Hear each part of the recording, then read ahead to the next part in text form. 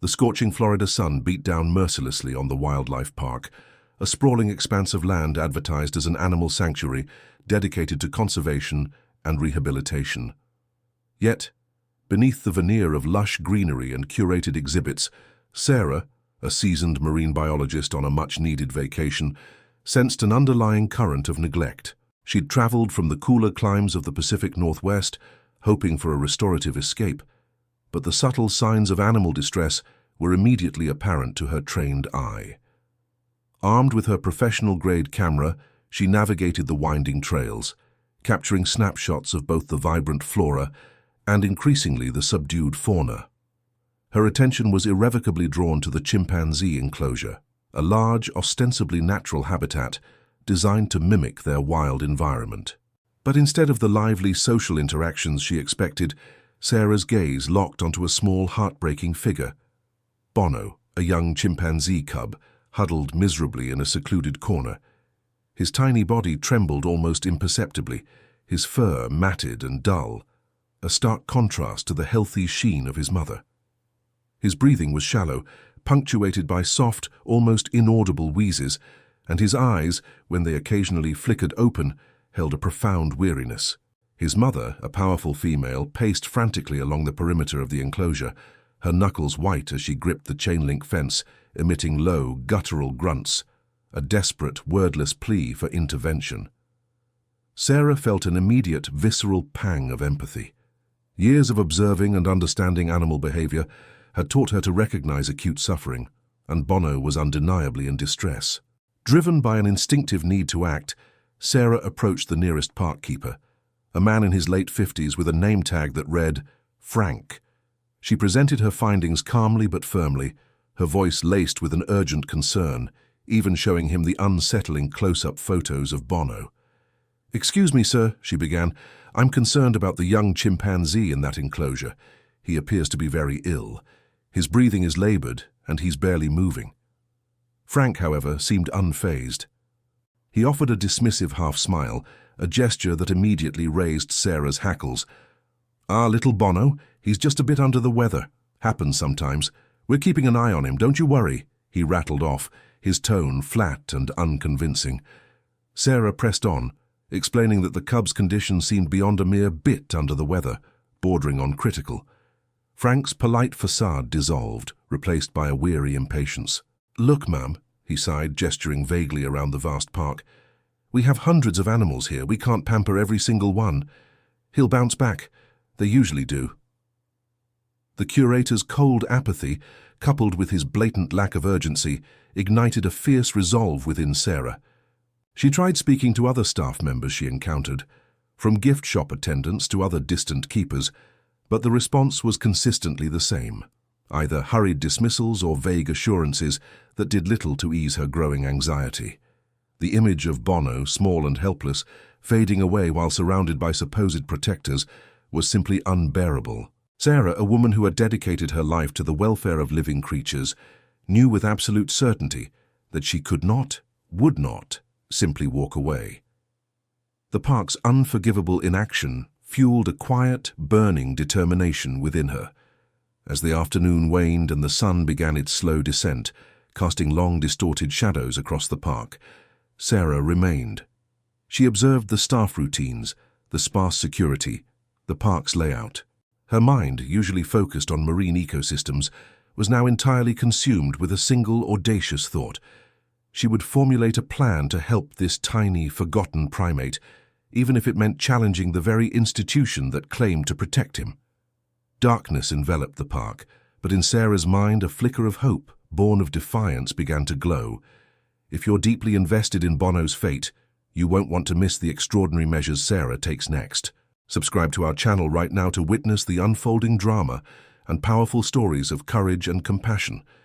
Remember, while inspired by real-world issues, this particular story is a fictional dramatization. The first light of dawn was just beginning to paint the Florida sky when Sarah returned to the wildlife park. She arrived well before the gates officially opened, her heart a drum against her ribs. To avoid suspicion, she carried her camera, feigning an early bird photography session, meticulously framing shots of dew-kissed leaves and awakening birds. Her true objective, however, was Liam, the young intern she'd had a brief but impactful conversation with the previous day. Liam, in contrast to the jaded keepers, had shown a fleeting flicker of genuine concern when she first mentioned Bono's plight, a subtle yet crucial sign of empathy she had keenly observed. Spotting him near the feed storage area, Sarah approached with an air of casualness, her voice low and urgent. "Liam, I need your help," she began, her gaze unwavering, conveying the gravity of the situation without needing to shout. She quickly recounted her sleepless night, her growing alarm over Bono's rapidly deteriorating condition and the park's shocking indifference.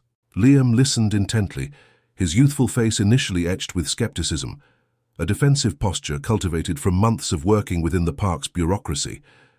But as Sarah articulated the stark reality of Bono's suffering, his professional veneer began to crack, replaced by a shared, palpable worry.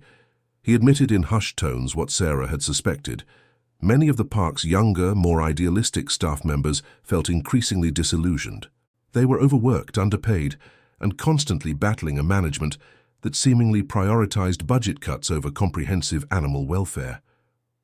"I've seen animals go downhill before," Liam confessed, his voice barely a whisper, "but I've never known what to do. The official channels just don't work." Seizing on his vulnerability and evident frustration, Sarah laid out her audacious plan. She intended to contact Wildlife Guardians, a renowned local animal rescue organization known for their swift, ethical interventions and stellar veterinary care. But to succeed, she needed Liam's insider knowledge. She needed precise details: Bono's exact enclosure location, the vulnerabilities in its security, the subtle patterns of the staff's patrol routes, and the most opportune times for a covert operation. All this information was critical for a swift and, most importantly, safe extraction. Liam hesitated, his brow furrowed with the weight of her request. He understood the immense personal risk involved. If caught, he could face immediate termination, his nascent career in zoology irrevocably damaged, and potentially even legal repercussions. The consequences were severe, a heavy burden for a young man just starting out. Yet, the image of the sick chimpanzee cub, fading away in plain sight, combined with Sarah's unyielding conviction and the moral imperative of the situation, ultimately swayed him. A quiet sense of duty, a deep-seated ethical compass he hadn't fully acknowledged, nudged him forward. He nodded, a solemn commitment in his eyes. "Okay," he breathed. "I'll help." Throughout the day, an unspoken pact hung between them. Liam, with incredible subtlety, began to gather the necessary intelligence, his movements deliberate, his observations sharp. He communicated with Sarah via coded messages on a secure encrypted messaging app, seemingly innocuous texts that contained vital pieces of the puzzle. The tension between them was palpable, a shared secret throbbing beneath the surface. Every casual glance from a passing staff member felt like a direct accusation, every distant siren a precursor to discovery. That evening, under the deepening cloak of darkness, Sarah rendezvoused with Maria, the unflappable leader of the Wildlife Guardians team. She relayed Liam's meticulously gathered intel, describing Bono's worsening condition with a chilling precision that underscored the park's negligence. The team, a well-oiled machine of compassionate professionals, quickly formulated their precise plan of action, their singular objective: to safely extract Bono and rush him to their clinic for immediate life-saving medical attention. The success of their perilous mission now rested entirely on the accuracy of Liam's intelligence and the collective courage of Sarah and the dedicated rescue team. The stakes were impossibly high, but for Bono, small and struggling, it was literally his last best hope. The tension is unbearable. Will Sarah and Liam's desperate gamble pay off, or will their efforts be in vain? Don't miss the thrilling and emotional conclusion to Bono's story. Subscribe now to catch the final chapter and more incredible narratives of hope and perseverance. This story, remember, is a fictional dramatization crafted for emotional impact. The pre-dawn air hung heavy with a mix of Florida humidity and an almost unbearable anticipation as the Wildlife Guardians team, a group of silent, efficient professionals led by the calm and determined Maria, converged near the perimeter of the park.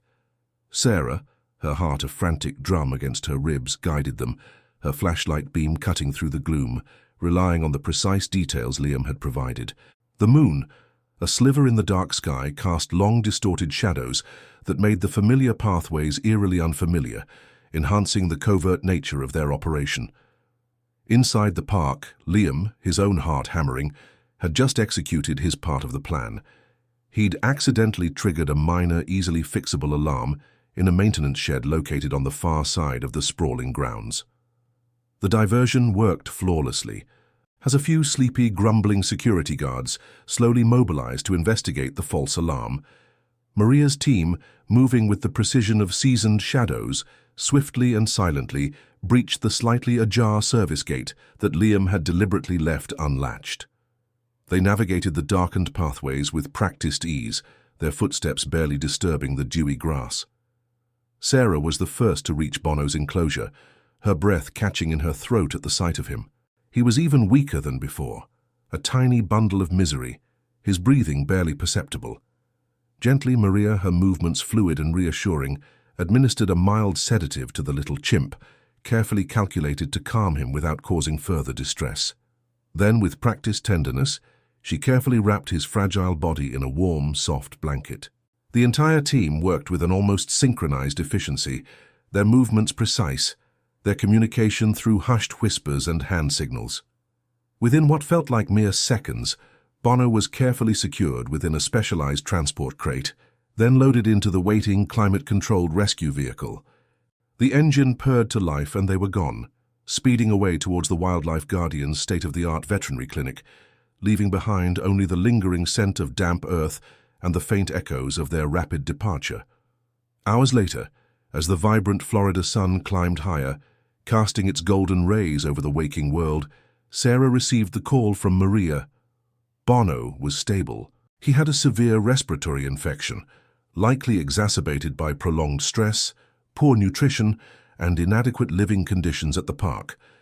But thanks to the swift intervention and intensive care at the clinic, his prognosis was surprisingly good. A profound wave of relief, so potent it brought tears to her eyes, washed over Sarah. The tension that had coiled in her stomach for days finally began to unwind.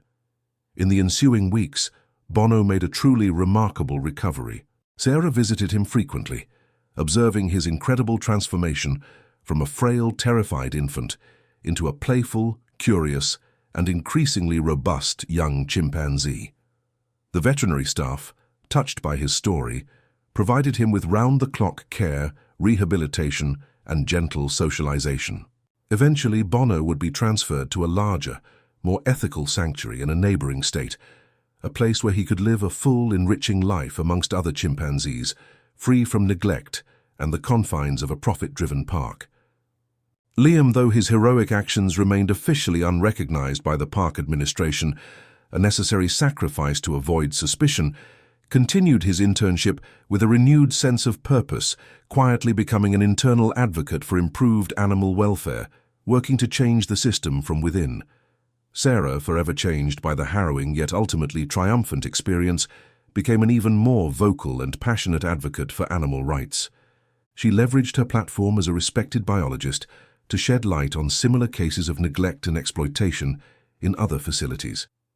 The story of Bono, the little chimpanzee rescued from the brink, became a powerful testament to the impact of individual courage and the incredible, often unspoken bond between humans and animals. It served as a potent reminder that even in the face of bureaucratic indifference and systemic flaws, one person's unwavering determination can genuinely change everything, transforming a silent cry for help into a resounding roar for change, ushering in a new dawn for those who, like Bono, have no voice of their own. Thank you for joining us on this incredible journey of resilience, compassion, and the power of human intervention. If you were moved by Bono's courageous journey and Sarah's unwavering dedication, please subscribe to our channel for more inspiring narratives and dramatic, true-to-life stories. Don't forget to hit the notification bell so you'll be the first to know when we release new content. As a reminder, this compelling story is a fictional dramatization